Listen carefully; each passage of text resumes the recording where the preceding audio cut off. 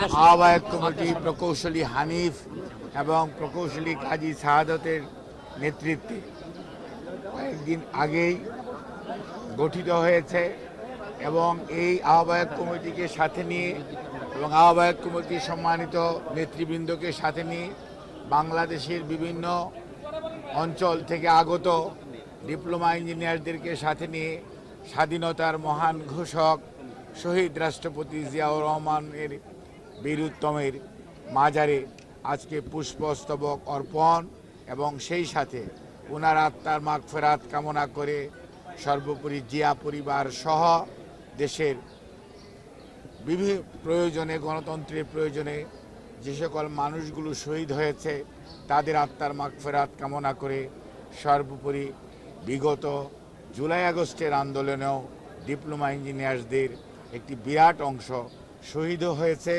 এবং বিভিন্নভাবে আহত হয়েছে, পঙ্গুত্ব বরণ করেছে। তাদের সবার জন্যই আজকে এখানে কিছুক্ষণ পূর্বেই দোয়া করা হয়েছে এবং দোয়ার জন্যই আমরা শহীদ জিয়ার মাজারে নেতৃবৃন্দ সহ বিশেষ করে হানিফ সাহেব এবং কাজী সাখাওয়াত সাহেবের নেতৃত্বে আমরা ডিএবে নবগঠিত আহ্বায়ক কমিটির নেতৃবৃন্দের নেতৃত্বে এখানে বাংলাদেশের ডিপ্লোমা ইঞ্জিনিয়ার্সরা সমবেত হয়ে পুষ্পস্তবক অর্পণ এবং শ্রদ্ধা নিবেদন করেছে। শপথ করব এবং কিছুক্ষণের মধ্যেই ওনারা ওনাদের সংগঠনের একটি নীতি আর নিয়ম আছে যে নবগঠিত কর্মকর্তারা শপথ গ্রহণ করে, সেটিও ওনারা কিছুক্ষণের মধ্যেই গ্রহণ করবেন। আর আজকে বাংলাদেশের প্রেক্ষাপটে আমরা শুধু এখানে শপথ গ্রহণ অথবা দোয়া বা পুষ্পস্তবকের অর্পণের মধ্য দিয়েই নিজেদেরকে সীমাবদ্ধ রাখতে চাই না। ডিপ্লোমা ইঞ্জিনিয়ার্সরা সারা বাংলাদেশে প্রতিটি উপজেলায়, প্রতিটি পৌরসভায়, ইভেন তারও নিম্ন স্তরে প্রতিটি বিভাগে বাংলাদেশের উন্নয়ন এবং অগ্রগতির মূল চালিকা শক্তি হিসাবে কাজ করে এই দেশের ডিপ্লোমা ইঞ্জিনিয়ার্সরা। হাজার হাজার ডিপ্লোমা ইঞ্জিনিয়ার্স সরকারি এবং বেসরকারি সেক্টরে কাজ করে আজকের যে বাংলাদেশ, সেই বাংলাদেশ যেমন এ পর্যন্ত আসার ব্যাপারে ভূমিকা রেখেছে, আগামীর বাংলাদেশ বিএনপির ভারপ্রাপ্ত চেয়ারম্যান জনাব তারেক রহমানের নেতৃত্বে ইনশাআল্লাহ বা আগামীর বাংলাদেশ গড়ার জন্য ওনারা ৩১ দফার আলোকে ওনাদের যে ভূমিকা সেটি রাখবে। আজকের এই নবগঠিত কমিটি গঠন প্রক্রিয়ার মধ্যে যারা সম্পৃক্ত ছিলেন, বিশেষ করে বিএনপির ভারপ্রাপ্ত চেয়ারম্যান, তার প্রতি আমরা সবাই কৃতজ্ঞতা জানাই। উনি ওনাদের সাংগঠনিক অভিভাবক, সেজন্যই ওনাকে আমরা শ্রদ্ধা জানাই, কৃতজ্ঞতা জানাই। শ্রদ্ধা জানাই দেশনেত্রী বেগম খালেদা জিয়ার প্রতি এবং অ্যাসোসিয়েশন অফ ইঞ্জিনিয়ার্সের সাবেক মহাসচিব, সাবেক সংসদ সদস্য প্রকৌশলী শাহরিন ইসলাম তুহিন, উনিও ওনার ভূমিকা রেখেছেন এই ডিএফকে কীভাবে আরও ব্যাপকতর করা যায়, বাংলাদেশের বিভিন্ন প্রত্যন্ত অঞ্চলে সুসংগঠিত করা যায় সেই লক্ষ্যেই। কাজেই আপনারা সবাই দেশবাসীর প্রতি এবং ডিপ্লোমা ইঞ্জিনিয়ারদের প্রতি আমাদের আহ্বান থাকবে, আসুন হানিফ সাখাওয়াতের নেতৃত্বে সকল ভেদাভেদের ঊর্ধ্বে উঠে ঐক্যবদ্ধভাবে আমরা সংগঠিত হই এবং আগামীর বাংলাদেশ গঠনে আমরা যাতে ইতিবাচক ভূমিকা রাখতে পারি। অতীতে যেভাবে আপনারা ভূমিকা রেখেছেন ঠিক একইভাবে আপনারা ভূমিকা রেখে বাংলাদেশকে সামনের দিকে এগিয়ে নিয়ে যাওয়ার চেষ্টা করবেন। আপনারা লক্ষ্য করছেন ইদানিংকালে অনেক ষড়যন্ত্র হচ্ছে বাংলাদেশকে পিছিয়ে দেওয়ার জন্য, বাংলাদেশের গণতন্ত্রকে বিপদগামী করার জন্য, বাংলাদেশের গণতান্ত্রিক শাসন ব্যবস্থাকে প্রলম্বিত করার জন্য বিভিন্ন ষড়যন্ত্র দেশ এবং বিদেশ থেকে হয়েছে। এখানে পলায়নকৃত স্বৈরাচার অথবা রাষ্ট্রবিরোধী শক্তি আজকে তারা তলে তলে ঐক্যবদ্ধ হচ্ছে, আঘাত করছে যাতে বাংলাদেশ গণতন্ত্রের পথে পরিচালিত হতে না পারে, বাংলাদেশ বিশ্বের দরবারে একটি মডারেট ডেমোক্রেটিক কান্ট্রি হিসাবে যে তার সুনাম সেটি অক্ষুণ্ণ রাখতে না পারে, সেই লক্ষ্যে আজকে পলায়নকৃত স্বৈরাচার এবং দেশবিরোধী শক্তির যে ঐক্য, সেটি যদি আমাদের রুখতে হয় তাহলে মনে রাখতে হবে দেশের সাধারণ মানুষকে ঐক্যবদ্ধ করতে হবে, তাদেরকে সাথে নিয়ে এবং গণতন্ত্রকামী মানুষকে সাথে নিয়ে আজকে আমাদের এই ষড়যন্ত্র রুখে দিতে হবে। মনে রাখতে হবে জনগণের শক্তির সামনে, জনগণের ইচ্ছার সামনে, জনগণের আকাঙ্ক্ষার সামনে গণতন্ত্রের প্রতি জনগণের যে অদম্য স্পৃহা, এটিকে থামিয়ে দেওয়ার শক্তি কোনো ষড়যন্ত্রকারীর নাই। কাজেই সব সময় সারা পৃথিবীতে দেখা গেছে যখনই কোনো দুর্যোগ দুর্বিপাক আসছে, যখনই কোনো স্বৈরাচারের উদ্ভব হয়েছে, জনগণই সিদ্ধান্ত নিয়েছে। এবং বিগত ৩৬শে জুলাই ২০২৪ জনগণই সিদ্ধান্ত নিয়েছে। ছাত্র জনতার আন্দোলন ছিল বৈষম্য বিরোধী আন্দোলন, সেই আন্দোলন এক দফার আন্দোলনের রূপ লাভ করেছে জনগণের অংশগ্রহণের মাধ্যমেই।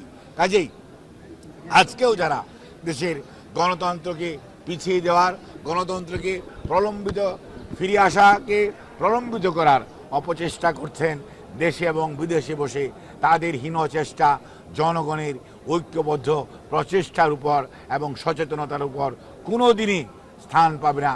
জনগণ শেষ বিচারে জয় হবে এবং জয় হবে গণতন্ত্রের, জয় হবে মানুষের অধিকার আদায়ের সংগ্রামের। এবং জনগণের সিদ্ধান্ত নেবে আগামী দিনের সংবিধান কি হবে, আগামী দিনের সংস্কার কী ধরনের হওয়া উচিত।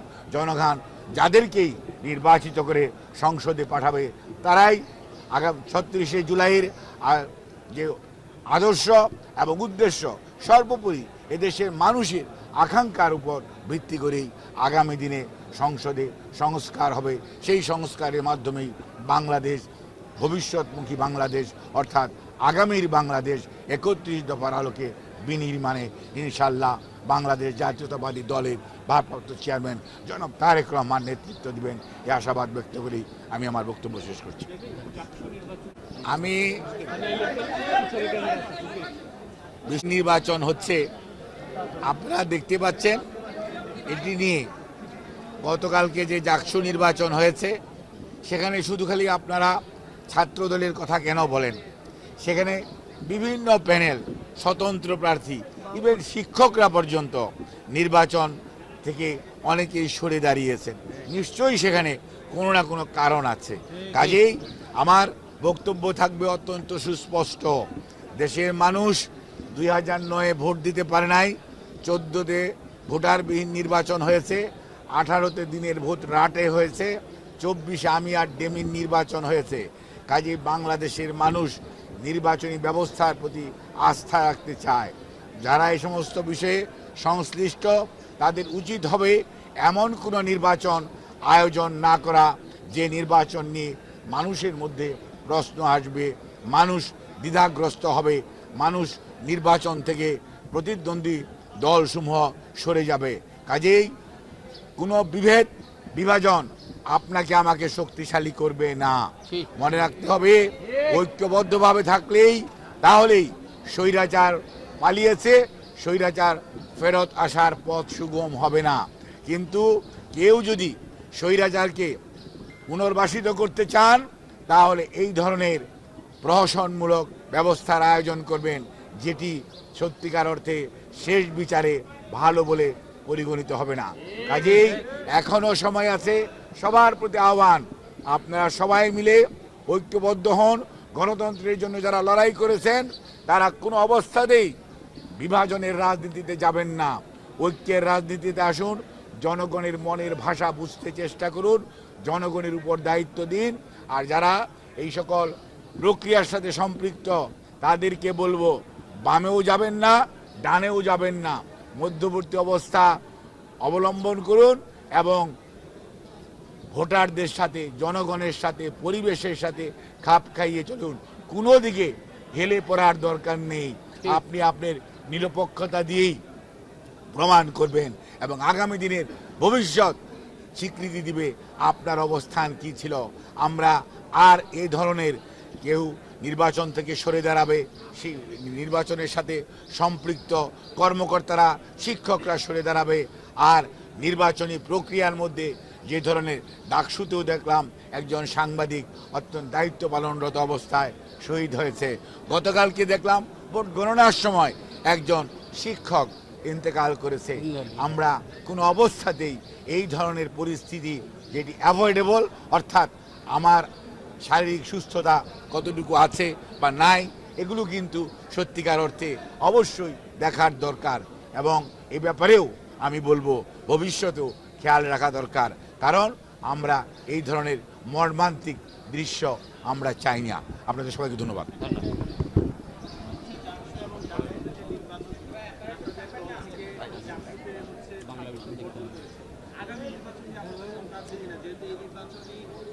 আপনি একটি বায়াসড প্রশ্ন করেছেন, কারণ আপনি শুধু খালি ছাত্র দলকেই দেখেন, আপনি আর 5টি প্যানেলকেও দেখেন নাই, এবং আপনি স্বতন্ত্র প্রার্থীদেরকেও দেখেন নাই, আপনি ইলেকশন কমিশনের কর্মকর্তাদেরকেও দেখেন নাই। কাজেই আপনার এ ধরনের প্রশ্ন আরও মানুষকে বিভাজিত করবে। সাংবাদিক মানুষ, আমি আপনাকে অনুরোধ করব, আপনি যখন প্রশ্ন করেছেন আমি কোনো ক্রস করি নাই, আমি যখন কথা বলবো আপনি ক্রস করবেন না। এবং আমি আপনাকে স্পষ্টভাবে বলে দিতে চাই, আপনারাও যারা গণমাধ্যম কর্মী, আপনাদের যথেষ্ট ভূমিকা ছিল, আছে এবং ভবিষ্যতেও থাকবে, কিভাবে দেশকে, গণতন্ত্রকে ধরে রাখা যায়, প্রাতিষ্ঠানিক রূপ দেওয়া যায়। সেই জন্য আপনারাও যার যার অবস্থান থেকে দলীয় কোনো আনুগত্য না, দেশের মানুষের প্রতি আনুগত্য থেকে দায়িত্ব পালন করবেন। সবাইকে ধন্যবাদ। আল্লাহ হাফেজ।